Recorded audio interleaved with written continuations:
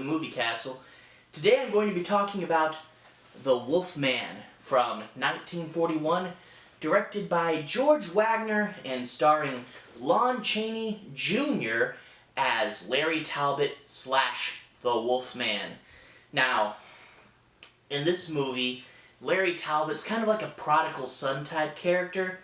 He's been away for a long time, and he's going back to his father's house. Now, when he's there, his father gets a new part for his telescope, so the telescope's up and running, and Larry Talbot starts to look around at the sky in the village, and in the village, he sees a beautiful young woman.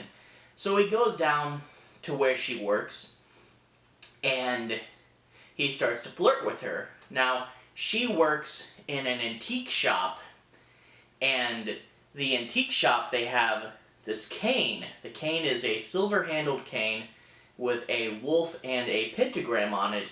He asks what's up with the design, and she explains that the cane is in reference to the werewolf legend, which the local town knows about, but he doesn't actually, and that's another thing, you know, way back when, the werewolf legend not being everywhere like it is today is kind of funny. However, the townsfolk do know about it.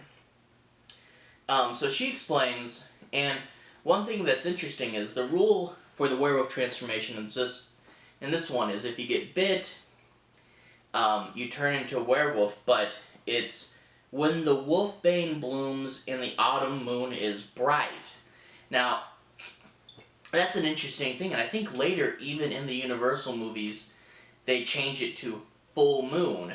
But in this one, it just says, when the autumn moon is bright. So, the Wolfman in this one gets several consecutive days, as long as the moon's bright. You know, none of this, you know, the gibbuses, none of this, you know, no moon. Just as long as it's full enough, it's good enough, which is kind of a weird thing, but it does keep, like, how a lot of other stories have to have this big, long month gap in between the werewolf action, and it kind of makes the pacing really hard. Having him be a werewolf for several days in a row really does make the story flow a lot better. And also, when the wolfbane's in bloom, so that means he gets lots of months out of the year where that never even happens. Unfortunately, the story takes place when the wolfbane's in bloom, but had it not, he could have avoided the whole thing.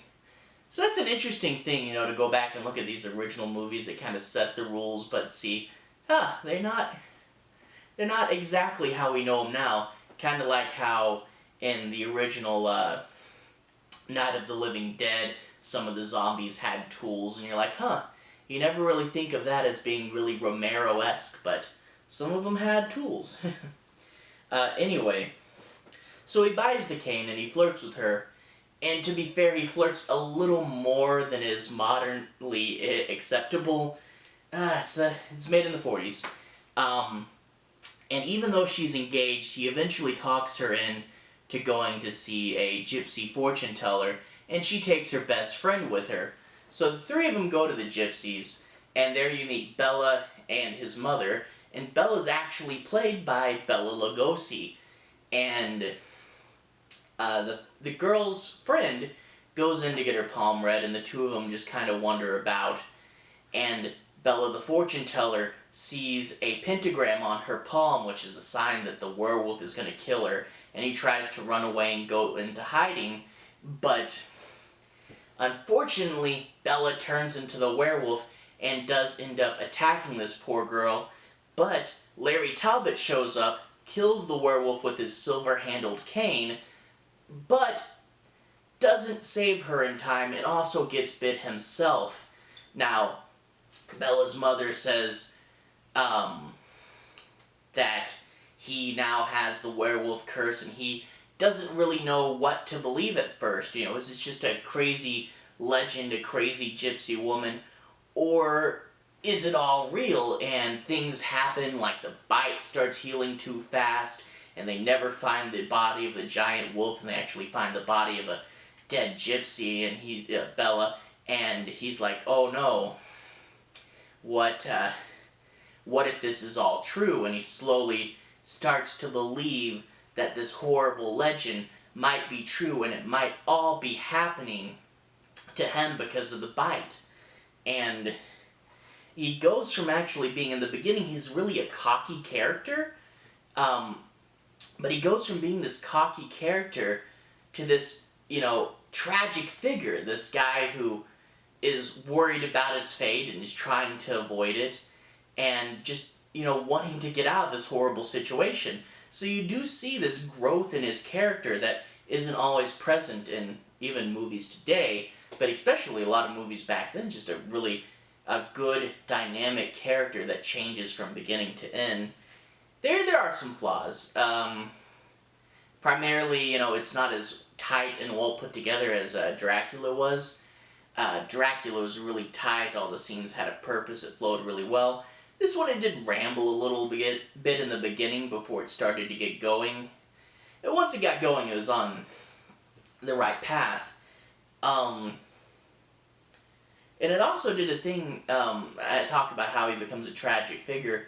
It's really hard to do a movie where your protagonist and your antagonist is the same. You look at Dr. Jekyll and Mr. Hyde, or more recently, the Hulk.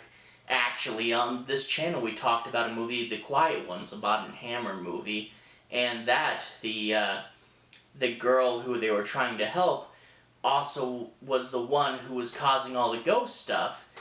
So you have to work really hard to get your protagonist and your antagonist to be the same person, and this is one of the first ones that did it, and it worked pretty well.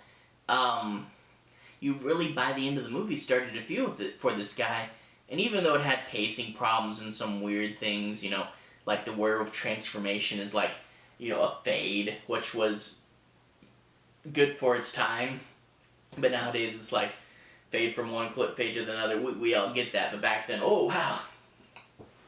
And it's like I think they reused the shot of the werewolf walking into the forest, his feet. But even though it had a few goofy things, it was surprisingly good, and I really got into it. I actually was fortunate enough, I watched this movie back when I was on vacation. If you've been following the videos, I did a review of the hotel we stayed at, the condos, and I also, because I was at the beach, I reviewed Humanoids from the Deep at the beach. But in this hotel, they had a theater you could rent out, and I actually watched The Wolfman on the big screen in the theater, and it was really cool to get to see an old movie on a big screen, because, nowadays theaters, they're all stuff for the first run, and reruns on theaters aren't as popular. And to get to see this in more the way it was intended to be watched, the big screen, you get to see like wide shots when I watched it on the big screen. You see, wow, they kind of saw the theater as almost like a little stage in front of them, and on the big screen, the wide shots made more sense than they would have if it had just been on, a TV, And it was a great experience to watch this one in the theaters, and I wished I could have watched it more. Watched more movies there. I would have loved to just grab this whole set and look at all. Gee, what are there? 7 films in here. Anyway, really happy with Wolfman. Much like Dracula, more of these Universal monsters coming soon, and I want to review the whole set. That's going to be a bit of work, and it'll take me a while, but I will get to all of them. And yeah, glad I watched this. It's fun.